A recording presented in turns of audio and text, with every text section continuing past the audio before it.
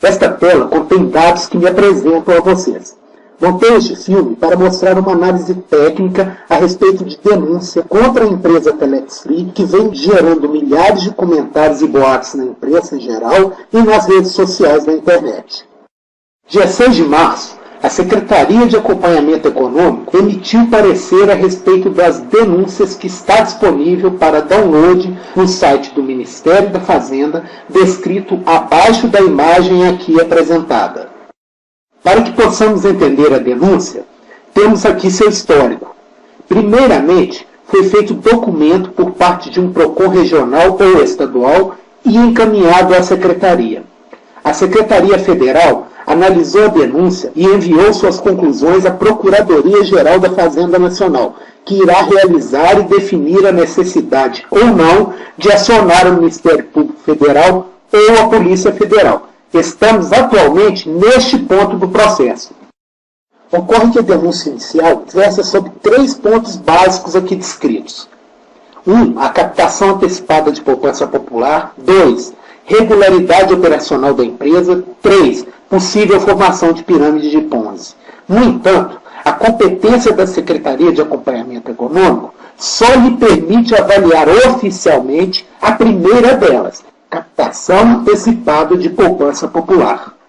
Então, dentro de sua competência, a Secretaria de Acompanhamento Econômico do Ministério da Fazenda inocentou a empresa Telex Free da acusação de captação antecipada de poupança popular, conforme podemos ver no trecho aqui copiado do item 5, conclusão, do parecer por ela emitido. Porém, na mesma conclusão, indo além de suas atribuições por competência, a Secretaria levou adiante todas as denúncias recebidas, transcrevendo, de sua maneira, as questões a ela apresentadas inicialmente. A meu ver, essas denúncias foram mal elaboradas e tipicamente produzidas por alguém que sequer se deu ao trabalho de avaliar mais detalhadamente o negócio Telex Free. Temos na tela imagem detalhando tudo e iremos contestar cada tópico a partir de agora. Em relação à suspeita de 2 atividades laborais e uma única remuneração, nas imagens temos 2 das áreas que o associado da Telex Free tem acesso através de seu back-office. O modelo Telex Free baseia-se na publicidade de anúncios para remuneração. A formação de rede também é remunerada, mas somente caso o associado pretenda trabalhar neste sentido. São 2 remunerações absolutamente independentes. Reiteramos, 2 remunerações e não uma. Assim, podemos dizer que fica absolutamente claro o equívoco da denúncia. O parecer da Secretaria também levanta a suspeita de comissões excessivas. Desconhecem, assim, o fato de que todas as empresas sérias que trabalham com marketing multinível apresentam também ganhos excepcionais para quem constrói rede. Cito como exemplo a Herbalife, atuante desde 1995 no Brasil e que é uma das 5 maiores empresas desse setor no mundo. Veja as promessas do seu site para os associados. 73% de comissão, mais inúmeros outros benefícios. Ficam as perguntas. Isso caracteriza a pirâmide de Ponzi? Isso caracteriza a insustentabilidade da empresa? Então por que a Herbalife está no mercado brasileiro há mais de 17 anos? A suspeita não se sustenta, é mentirosa e sugere perseguição. Conforme o trecho em tela exposto, o parecer também acusa a empresa Telex Free de incentivar a economia informal.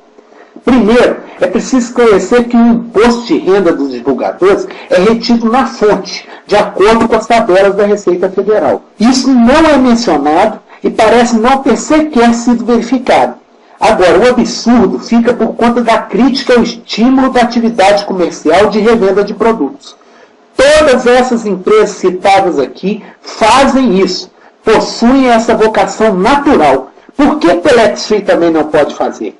Acusação incoerente e vazia.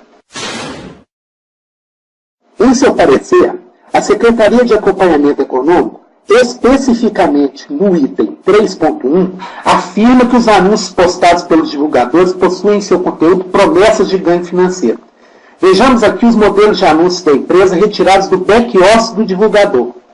Eles claramente só fazem menção ao produto VoIP e incentivam possíveis clientes a conhecê-lo e adquiri-lo.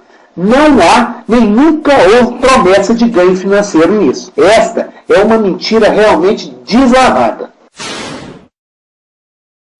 Já no item 3.2 do parecer, trecho aqui transcrito, a Secretaria de Acompanhamento Econômico faz um comparativo entre os serviços Skype e Telex Free. Afirma que o Skype oferece de graça o que a Telex Free vende por $49,90. Conclui assim que ninguém compraria ou comprará os serviços Telex Free por existir outro igual e gratuito. Temos aqui um print da página de preços e tarifas do serviço Skype em www.skype.com.br. Então, a realidade é a seguinte: Telex Free, 3.000 minutos, $49,90, aproximadamente R$100. Skype, 1.000 minutos, €64,99, aproximadamente R$168. Diante disso, realmente não conseguimos até o momento compreender de onde o Ministério da Fazenda retirou informações tão absurdas. Também, no mesmo item 3.2 deste parecer, a Secretaria questiona o fato de a Telex Free não possuir licença SCM da Anatel para serviços de voz sobre IP, o chamado VoIP. Com isso, aventa irregularidade na operação dessa empresa.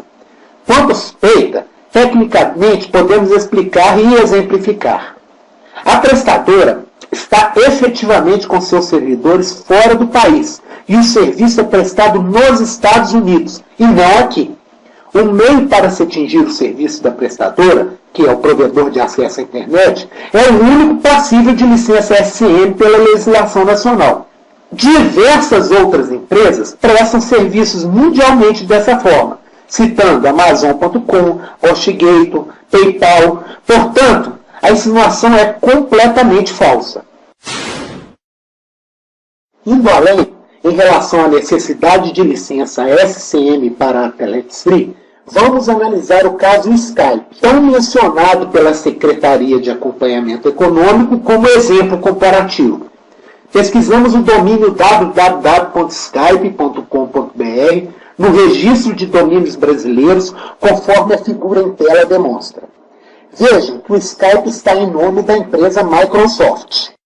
Consultamos então, junto à Anatel, a lista de todas as empresas que possuem licença SCM no Brasil. As imagens dessa tela registram esta consulta e o endereço de site oficial aonde pode ser confirmada. A consulta oferece listagem por ordem alfabética e constatamos que, na letra S, não tem nenhuma empresa de nome Skype e, também, na letra M, não tem nenhuma empresa de nome Microsoft. Portanto, conclui-se que o serviço Skype, tão utilizado como exemplo pela Secretaria de Acompanhamento Econômico, pasmem, não possui licença SCM. Para finalizar esse vídeo, desejo deixar um recado para que todos possam refletir. Pessoal, boatos já quebraram empresas e até bolsas de valores em todo o mundo. Nós precisamos conhecer bem o assunto para rebater as acusações com segurança e divulgar muito e de maneira rápida as informações corretas. Não se cale, defenda seu negócio, construa seu ponto de vista, mostre sua razão. Grande abraço, sucesso e até a próxima!